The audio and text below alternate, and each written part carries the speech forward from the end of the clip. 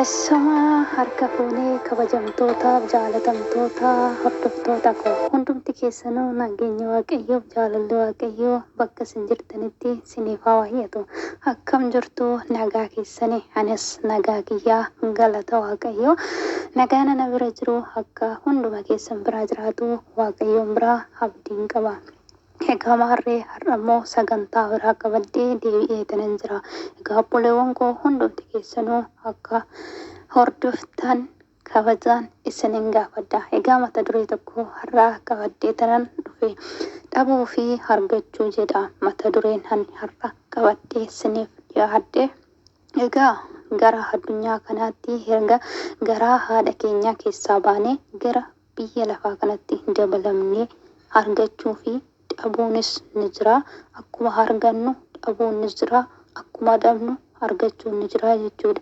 Jireenya keenya keessatti dhabuu fi argachuun dabaree dabareedhaan nu mudatu. Wanti nuti argannu gammachuu keenyaaf madda akkuma ta'e dhabuun immoo dhiphinaa fi gadda keenyaaf sababa isa guddaadha jechuudha. Kan kooti jennee wanta amannee ofitti fudhanne tokko yeroo dhabnu sababa wanta sana dhabneef dhiphina guddaa keessa gallaa jechuudha. Akkuma kana illee wanta kan kooti jennee amannee jirru tokko akka carraan nan dhabaa laata jennee yeroo yaada keessa gallu otoo hin jaalatin dhabuu sodaachuudhaan kan ka'e dhiphina guddaa keessa gallaa jechuudha. Kanaafuu sanaafis dhabuun dhiphina keenyaaf gahee isa guddaadha jechuudha. Dhabuun kan ka'umsa godhannee dhiphinoota sababa dhabuutiin nutti dhufanii yeroo ilaallu jireenya keenya dirree argachuu fi dhabuun jalqabumaa fi dhiisuun jaalatamuu fi jibbamuun amanamuu fi ganamuun walitti dhiyaachuu fi wal irraa fagaachuun quufuunis beela'uunis gadduunis gammaduunis yeroo irratti bakka wal jijjiiranidha jechuudha. Egaa maarree guyyaa dhalannee kaasnee hanga gaafa duunutti wantoota baay'ee arganna. Akkuma kanas immoo wantoota baay'ee dhabnaa jechuudha. Garaa haadha keenyaa isa nutti ho'ee akka barbaannetti bashannannee ji'oota 9 fi 7 yaaddoo fi dhiphina tokko maxxannee jechuudha. Bakka mijataa fi dhiphina hin qabne sana dhabuu keenyaa wanta beeknuuf guyyaa dhalannee sana boo'ichaan gara addunyaa kanaatti kan dhufnudha jechuudha. Egaa guyyaa sana kaasnee dhabuu keenya tokko jennee jalqabnee jechuudha.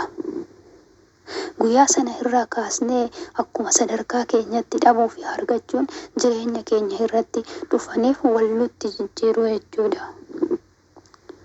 Inni tokko yookaan kaadhimaa isaatiin adda bahee dhabaa jechuudha.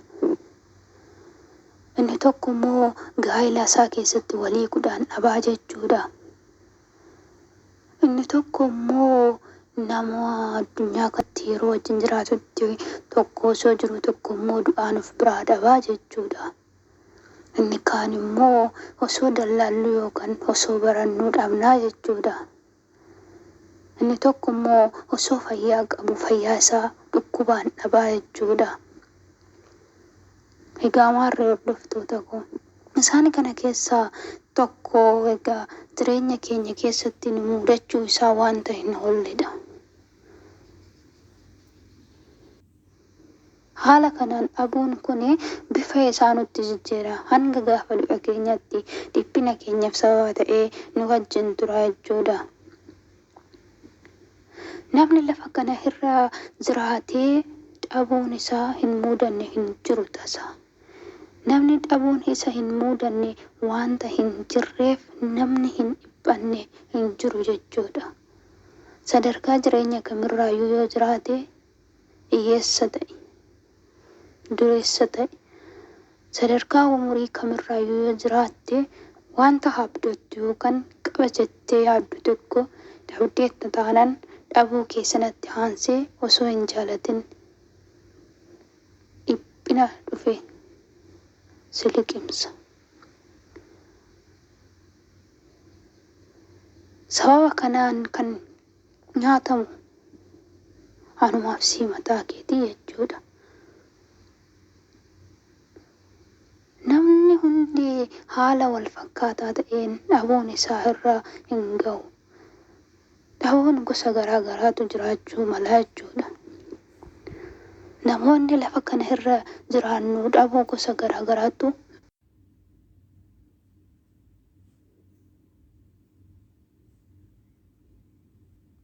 nu mudata. Inni tokko kophee argatee miila dhabuu danda'a. Inni tokko immoo miila qabaatee kophee qabeenya ittiin bitatu dhabuu danda'a. Tokko immoo jaalala qabaatee qabeenyaaf jedhee waan jaalatu sana dhabuu danda'a.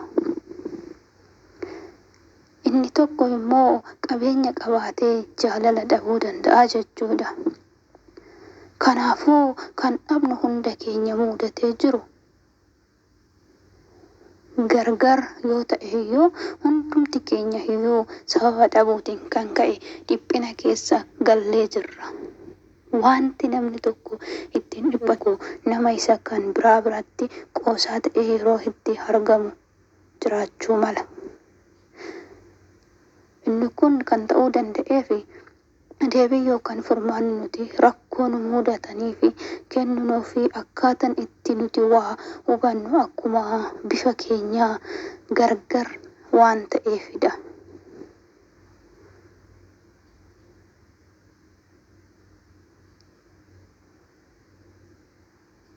Kanaafuu yeroo rakkoo keenyaa namatti himanne nama nu hubatuu fi nama nu gargaaru dhabuu dandeenya jechuudha.